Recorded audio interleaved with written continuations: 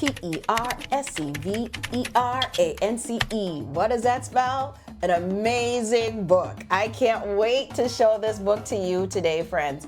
Hello, if you are new here to the Cultural Curriculum Chat podcast and Mrs. Edmunds Cultural Corner, I'm your host, Jebeh Edmunds, and I'm excited to share with you the plethora of vocabulary words your students don't want to miss on Stacey's Extraordinary Words, written by three-time New York bestseller and former Georgia House of Representative Stacey Abrams, and illustrated by Kit Thomas.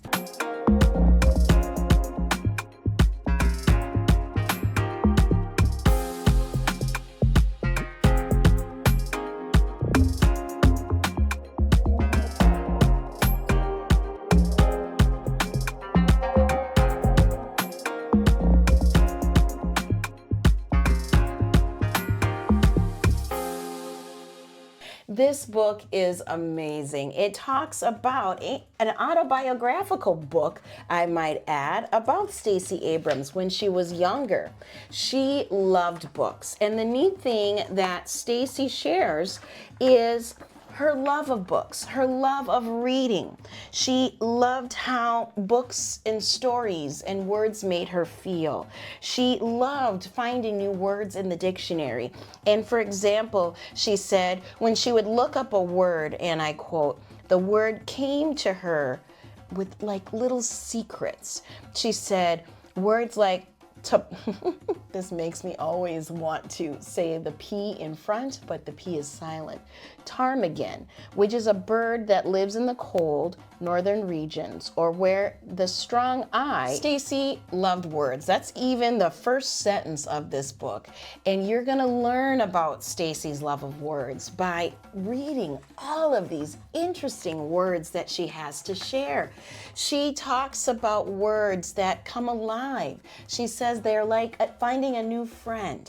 And you're going to read words like persnickety, and how she describes how the words made her feel is also really sweet.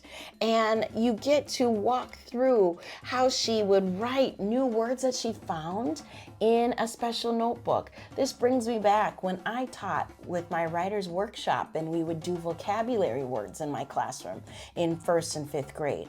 We would find new words and draw and illustrate what the word meant.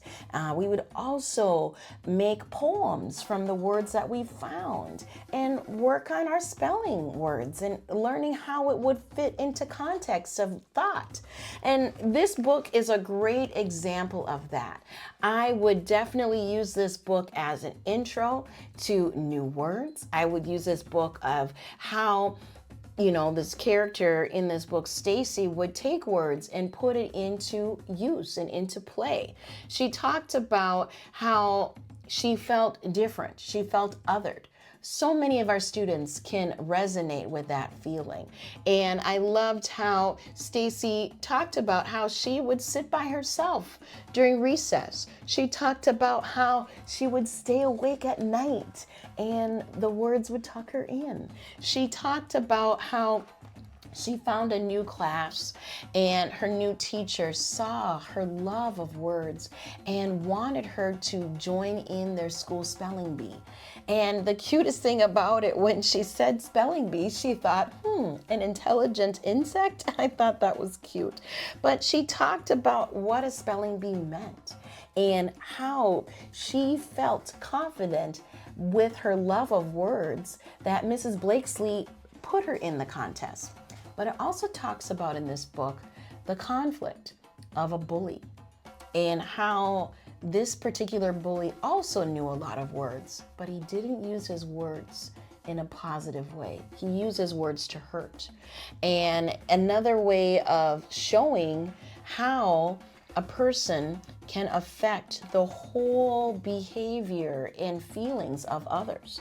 It talks about in this book Jake, who was her competitor in the spelling bee, and how he made students in their classroom cry and teased students by having even an accent, and how she felt that a student that had an accent knew two different sets of languages, and how wonderful and cool that was.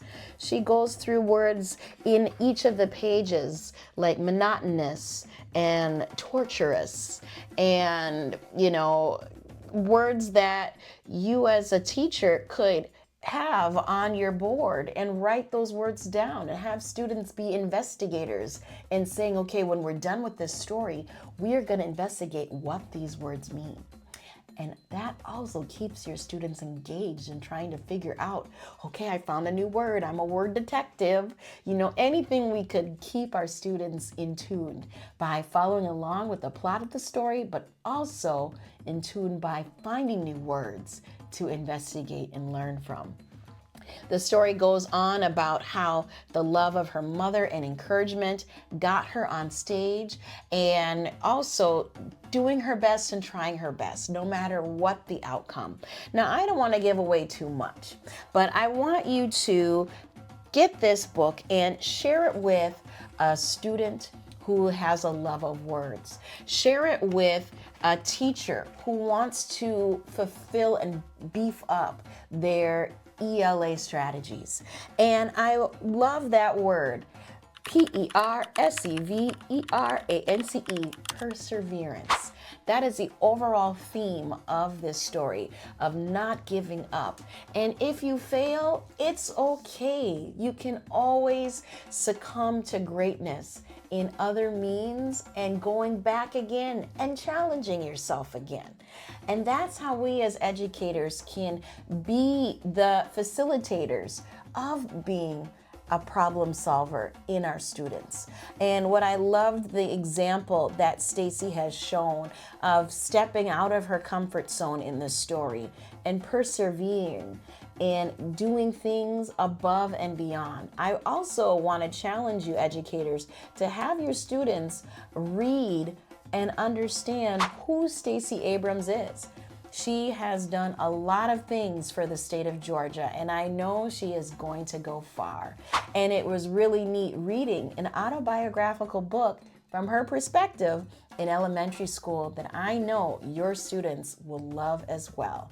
Now, if you like this episode, be sure to follow this channel, Mrs. Edmunds Cultural Corner, and the Cultural Curriculum Chat podcast for more book reviews. And if you like more book reviews, follow along, binge back and repeat and hear all of the episodes that I have of over 50 different titles that I've shown on my podcast and YouTube channel.